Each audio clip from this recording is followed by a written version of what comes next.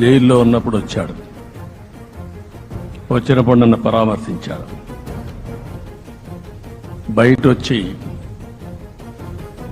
ఈ రాష్ట్రం అంత మునుపు చెప్పినా, అంత మునుపు అనేక సందర్భాల్లో ప్రభుత్వ వ్యతిరేక ఓటు చేయకూడదని చెప్పారు.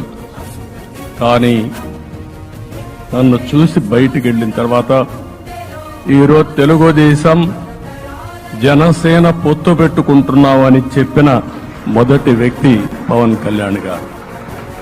అప్పటికే బీజేపీతో పొత్తుంది. బీజేపీ, తెలుగుదేశం, జనసేన 3 పార్టీలు కలిసి పోటీ చేస్తామని కూడా చెప్పి మళ్లీ ఆ ప్రయత్నం చేసి కడాన రాష్ట్ర ప్రయోజనాల దృష్ట్యా బీజేపీ, తెలుగుదేశం, జనసేన పొత్తు పెట్టుకున్నాం. మనస్ఫూర్తిగా ఆయన అభినందిస్తున్నాం.